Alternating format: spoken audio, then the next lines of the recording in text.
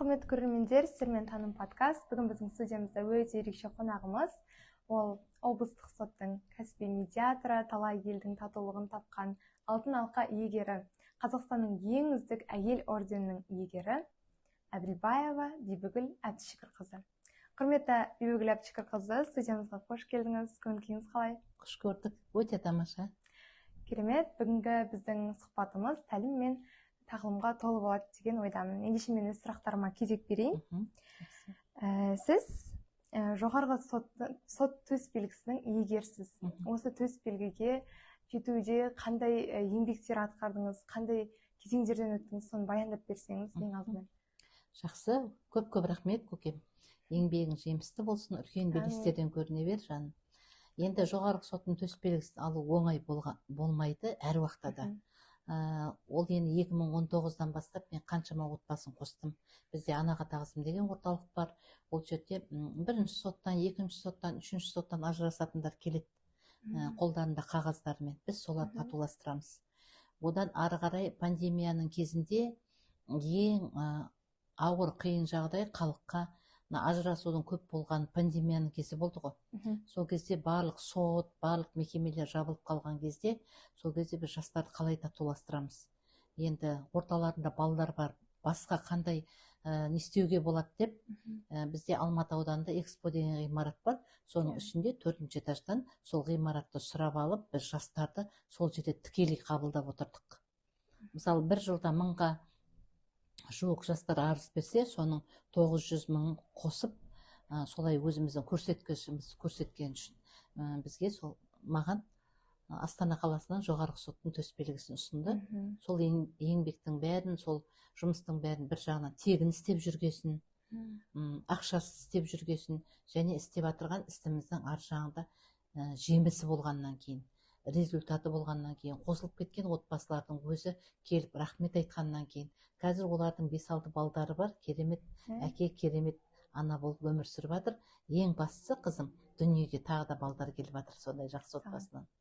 Керемет, сөзіңізден ақ осы атаққа бейжай қарамай үлкен миссия ретінде қабылдайтыныңызды байқап тұрмын. Енді ал кәсіби медиатор саласына қалай кетесіз? Мен бірінші мамандығым педагог, ең бірінші педагог болғанда мектепке дейін оқыту және тәрбиелеу. Бізде Ақтөбеде Жарқын бала деген балабақша бар. Мен сол балабақшада қызмет жасадым. Негізі ата-аналар баланы балабақшаға берген кезде оны бала деп береді да. Бұл кішкентай бала ештеңе түсінбейді деп береді. Бірақ ол 3 жаста болсын, 4 жаста болсын, ол үлкен тұлғамын деп есептейді. Үйдегі болып жатырған жағдайдың бәрін бізге айтып келеді. Мысалы, Бибігүл Әбдішкірқызы, түнде мен папам мен мамам ұрсып қалды, мамам телефон сындырды, атам келді, әжем келді, мен қорықтым. Енді қатты айқай шығады ғой. Екі жақтан да жақсы, енді андай ауыр сөздер шыққан кезде бала деген өзін жоғалтып алады кәдімгі көп жағдайда. Сонда балдардың қорқатыны әкем келмей қалады деп қорқады екен. Көрдіңіз ба? Әйел адам ашуланған кезде айтады ғой, көзіме көрінбе, кет, мен сені көргім келмейді деген кезде бала соны тікелей қабылдайды екен. Көрдіңіз ба? Сонда келесі күні бізге соның бәрін балдар өздері айтып беріп тұрады, жылап айтады. Апай, папама звондаңызшы, кешке келіп мені әкем алып кетсінші деп, сондай өтініштер. Міне осындай отбасын көргеннен кейін дымымызды шығармай, ешкімге білдіртпей, ата-аналарға да білдіртпей, сол әкесімен, анасымен, солардың туған туысқандарымен сөйлесіп, қаншама отбасын қосып жібердім. Мен мына медиацияға келуіме сол балабақшадан балдардың айтуынан, балдардың жылап келуінен, балдардың ойнамауынан, балдардың тамақ ішпеуінен. Менде бір тобымда бір қыз болды, андай дәртханаға барып келейінші деп сұранады да, бірақ барсаң, барат келет, бір 10 минуттың ішіне 4-5 рет баруы мүмкін. Көрдіңіз ба? Сонда ол балада андай папа мамасы ажырасып кетеді деген үрей, стресстен кіші дәретке де отыра алмай қалып жатады. Неше түрлі ауруға да шалдығып жатады. Сонда мына 2 жастың ажырасуы тікелей балаға әсер етеді екен. Сонда баланы көп жағдайда өзіміз қолдан ауру қылады екенбіз ғой.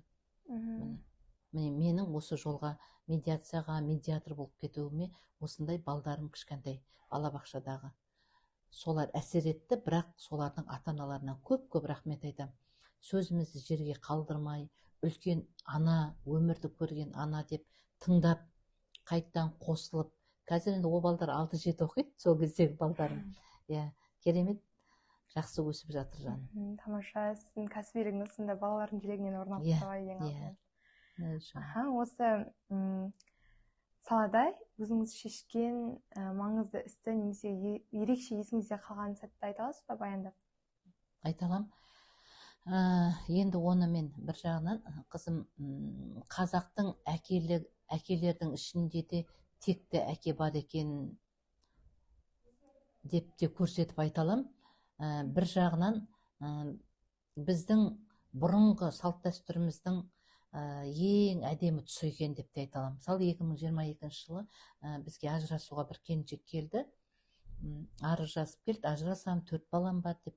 Сосын енді айтып жатыр секретаршылар, неге күйеуіңіз келмейді деп. Жоқ, ол кісі келе алмайды, телефонмен қосылады деді.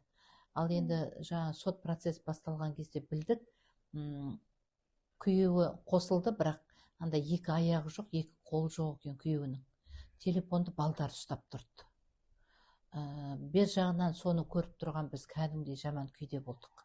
Анасыз ба, өте қиын күйде болдық. Содан келіншек жылап жатыр, маған бүйтеді, сөйтеді, мен шаршадым деп. Енді шаршағанда шығар, ол да көрініп тұр, енді мүгедек адамды бағуда оңай емес қой. Оның үстіне 4 балдары бар, өздері пәтерде тұрады. Сол күні біз енді екеуімен де бүйтіп жаймен деп сөйлесіп, телефонмен де күйеуін де жұбатып, оны да жұбатып жібердік. Енді 3 күннен кейін қайттан келу керек болады ғой. 3 күннен кейін жаңа келіншек өзі келді, бірақ шамалдан кейін қыздың әкесі келді. Әкесі келіп, менің қызым не деп арыз жазып жүр деді. Сосын айттық, не осылай ажырасқысы келеді, күйеуіңіз осылай қызыңыз деген кезде қызына қарап тұрып айтты. Сен мені қара жерге қараттың ғой деді. Әкесінің көзі мөлтілдеп тұрды. Сен сол күйеуіңе 12 мүшесі сау кезде шыққан жоқсың ба? Өзі Құдайдан сұрап алған жоқ қой ондай болайын деп. Сендерді асырайым деп, адам тасыйым деп, КамАЗдың астына кіріп кетіп, қайта ол өлім аузынан қалған жоқ па? Қызым, мен сендей ақылсыз қызды тәрбиеледім деп ойлаған жоқпын. Арызыңды қайтып ал, үйіңе бар деді. Құдай бір жылатқан адамды екінші рет жылатпа деді. Сөйтті де әкесіне қарап еді, әкесінің көзінен жас деген кән. Осылай жуып тұр ғой көздің жасын. Ана қыз шошып кетті. Менің қарғысыма қалғың келмесе, соны жаса деді. Артық ештеңе айтқан жоқ. Сөйтті де шығып кетті. Бізге рахметін айтып, өте мәдениетті кісі екен. Рахметін айтып, істеріңізге берекет берсін деді. Қызы да жаңа келіншекте бірден түсіне қойды, арызын алды да кетіп қалды. 2024 жылдың жаз айында мен көріп қалдым сол келіншекті. 5-ші бөпесі дүниеге келіпті. Үкімет үй беріпті. Енді күйеуі инвалидностьте ғой. Апа, біз қазір жақсымыз. Тағы да бөпеміз дүниеге келді. Қыз бала босандым дейді. Алдында 3 ұл, 1 қыз бар екен. Қазір жақсымыз, күйеуім өте жақсы.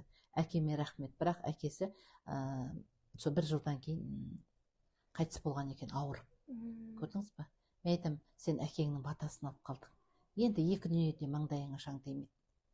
Бір қателіктің алдын әкем маған кәдімгідей көрсетіп, түсіндіріп, және мына сүйегімнен өткізіп түсіндіріп кетті маған.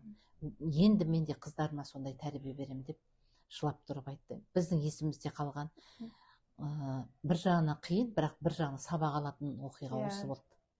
Отбасылық сынақтарынан өтулеріне сіздер де әкесі де себепші болдыңыздар.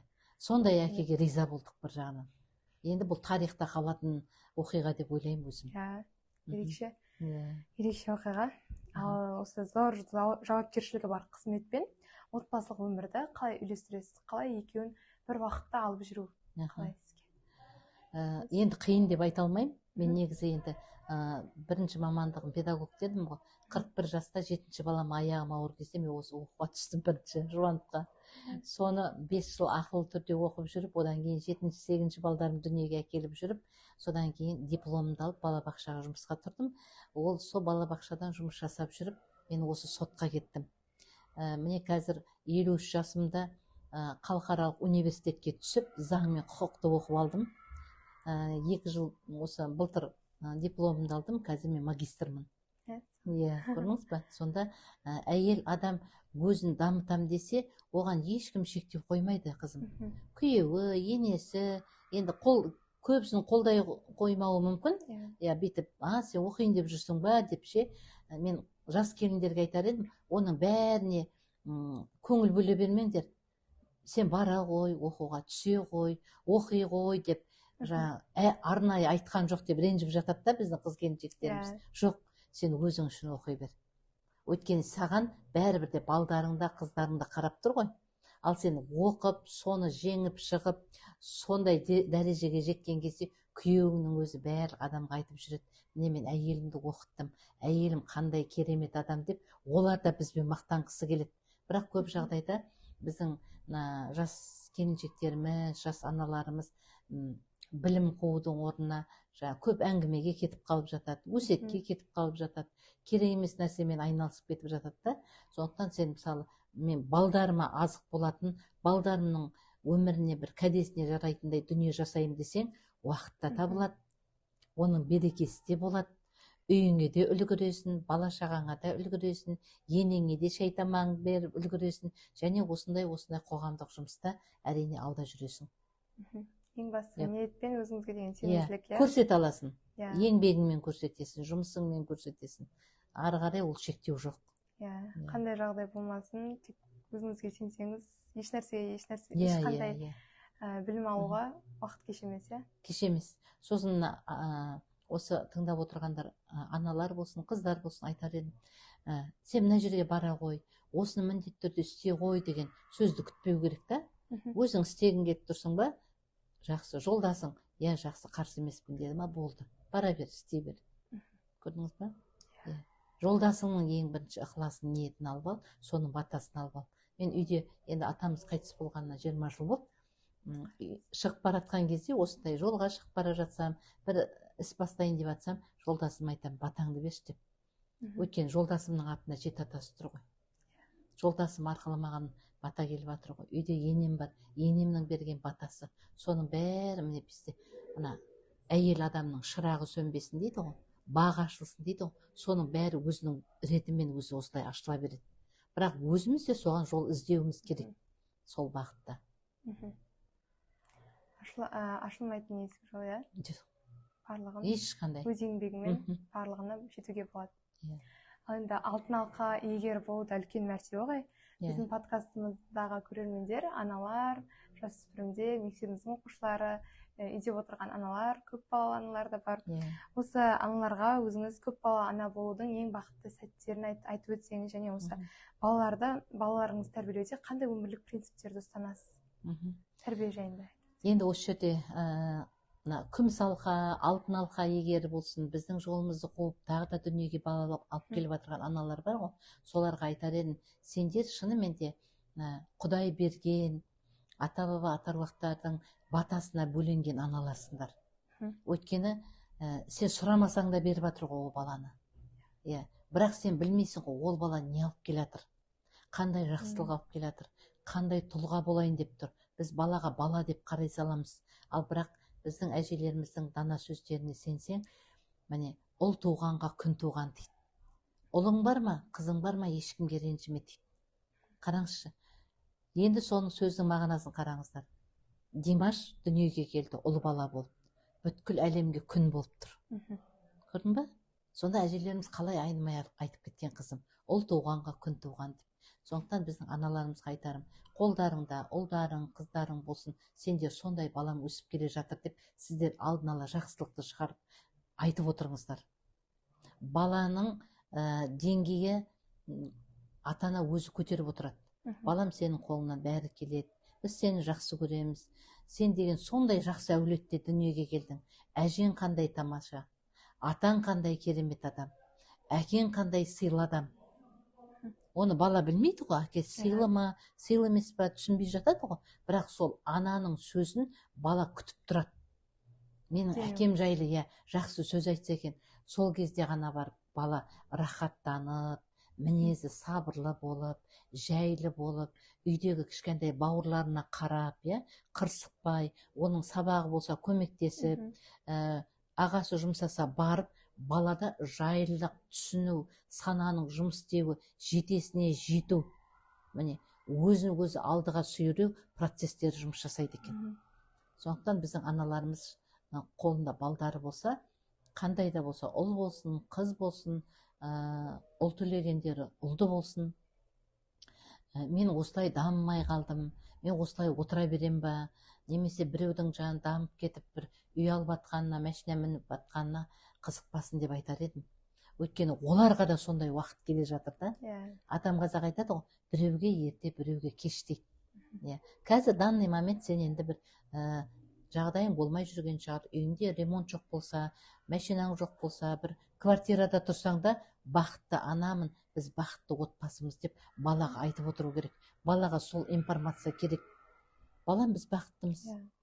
12 мүшең сау, мынандай әкең бар, мынандай бауырларың бар, мынандай туғандарың бар, болды. Ар жағында бала бәрін өзім істеймін, анашым, өзім істеймін деп балада талпыныс болады. Талпыныс, талаптыға нұр жауар, жолың болсын дегенге біздің дана әжелеріміз сөз арқылы, сөздің құдіреті арқылы жеткізіп отырған. Сондықтан Әйтеке би атамыз айтады ғой, менің қаншама айтып отырған сөзім дейді, осы біздің ұрпақтарымыздың өмірінің кәдесіне жараса, мен қандай бақытты болар едім дейді. Қарашы, біз айтамыз, мына өмірде кәде деген кезде қыз үйленіп жатса, ұлдарымыз жаңағы келін әкеліп жатса, құдағайға мынау шубы, кәде жасаймыз деп жатырмыз. Жоқ, сөздің де кәдесі болады екен, сөздің де құдіреті болады екен. Сондықтан бүткіл дана, философ, ғылым адамдардың бәрі алтын құрсақты аналардан шыққан, институт жоқ кезде көкем. Сондықтан бала тәрбиесіне мен айтар едім, ең бірінші қабақпен тәрбиелеу керек. Мен балдарым ешқайсысын ұрып көрмеппін, және айқайлап көрмеппін, мақтанғаным емес. Бірақ қабақтан, менің қабағымнан қорқады, және әкесінің де қабағынан қорқады, ысылып тұрады. Ол балаға андай қабақпен тәрбиелеу, балаға өжеттілік, өзінің орнын білу, қай жерде қалай сөйлеу программасын жеткізіп тұратын функция ғой. Бала үшін кішкентай анасының, әкесінің кішкентай демеуінің өзі бүкіл әлемді төңкерердей күш жігер береді. Ол рас. Мен де қуанып қаламын, отбасым осындай бір жылы сөздер айтса. Бұл енді аналық өзінің жылы махаббатқа толы сөздер болды деп ойлаймын. Біздің көрермендерімізге сабақ болатындай, бала тәрбиелеуде көрермендерімізге, ата-аналарға сондай бір әсерлі әңгіме болды деп ойлаймын. Ал енді біздің көрермендерге, оқушылар ғой көбіне, сол жаңа өмірге қадам басып жатырған, мамандық таңдап жатырған жасөспірімдерімізге, оқушыларымызға қандай кеңес бересіз? Мамандық таңдауда адаспас үшін қандай кеңестерін айтар едіңіз? Енді мамандықтың шегі жоқ негізі. Мысалы, енді мен жаңағы бірінші мамандығымды 41 жаста түсіп 46 жаста алып отырсам, қазір 56 жаста екінші мамандығымды алып отырмын ғой. Бірақ бір мамандыққа несі жоқ, кедергісі жоқ. Бірінші мамандықты таңдау үшін ең бірінші қыздарға да, ұлдарға да айтарым, өзіңмен кәдімгідей, өзің неге қабілетің келеді, сол өзің шамаңды біл. Кейбіреулер мысалы медицинаға ешқандай қабілеті жоқ, үйде ешқандай медицинамен айналысқан жоқ, ол бар медицинаны оқимын дейді да, екінші, үшінші курста шаршап қалып жатады. Көрдің бе? Мен таңдаған бұл емес екен деп. Сондықтан ең бірінші үйде мына әкенің, ананың ортасында әңгімеңді айтып жүріп, солардың батасын алып жүріп, солармен әңгімелесіп жүріп, үйде көп болып, туған туысқандардың ортасында көп болсаң, былай қарап отырып, сенде сондай не пайда болады. Менің мына мамандығым, мына ағам мынандай, туысқаным мынандай, апам мынандай салада жүр. Бәрін қосады да, соның ішінен ең үзігін өзі алады ғой. Көрдіңіз ба? Сондықтан мамандық таңдаған кезде қыздарға да ұлдарға да айтар, қолдарына келсе бір мамандықпен шектеліп қалмаңдар. Иә, өзің дамыта бер, бірақ уақытында жаңағы тұрмысқа шығып, ұлдарымыз үйленіп, оны да ұмытып кетпеу керек та. Әр нәрсе өзінің орнымен болу керек. Иә, ал ең бастысы ұлдарымыз, қыздарымызға айтарым, үйдегі әкелерің батасын алыңдар. Аналарың қабағына қарап сөйлеңдер. Өйткені сендерге әдемі әкені жасап беріп отырған сендердің аналарың. Сендер шын мәнінде әкелерің қандай болғанын білмейсіңдер. Менің папам жақсы, менің папам жақсы дейміз. Аналарың соның бәрін көрген бейнетін, қиындығын білдіртпей, күліп, өзің мына түкірігін жұтқандай жұтып, балам, қызым, ең керемет адам сенің әкең. Әкеңді сыйла. Әкеңді сыйласаң бағың ашылады, әкеңді сыйласаң жолың болады деген анаға тух деп айтпаңдар деймін. Сол кезде адам баласының, ол қандай ұлт болсын, қандай адам болсын, қандай не болсын, бәрінің жолы ашық. Алынбайтын қамал жоқ. Алынбайтын қамал жоқ. Димаштың көзінен көріп тұрмыз ғой. Кішкентай ғана салт дәстүрмен әжесінің атасының батасын алып, анасының әкесінің батасын алып, бүткіл әлемді өзіне қаратып жатыр. Бұл біздің қазақтың ұлдарының, қыздарының қолынан келетін дүние. Иә, жастарға құнды кеңес болды деп ойлаймын. Рахмет. Осымен біздің сұрақтарымыз тәмам. Сізбен осы болған сұхбатта жүргізгеніме, сізбен бірге болғаныма қуаныштымын. Өте құнды кеңестер айттыңыз, сондай тәлім мен тәрбиеге толы болды. Біздің көрермендерімізге де ұнайтыны сөзсіз. Енді қызметіңізге табыс тілейміз, отбасыңызға бақыт, береке тілейміз. Әрқашан жолыңыз ашық болсын. Осылай өзіңіздің тәлім тәрбиеңізбен біздің болашақ ұрпақты тәрбиелеп жүре беріңіз. Көп рахмет. Бақытты бол дегеніне жет. Өзің таңдаған мамандығыңа сүрінбей, шаршамай, біздердей үлкен аналардың ақ батасымен жете бер. Әмин. Әулетіңнің шамшырағы бол, бақытты бол жаным. Әмин. Ал енді біздің таным подкастын көрермендер, осымен біздің эфиріміз тәмам. Бізбен бірге болған Бибігүл Әбдішкірқызы. Көптен көп рахмет. Келесі кездескенше деймін. Келесі эфирді күтіңіздер. Сау болыңыздар. Сау саламатта болыңыздар.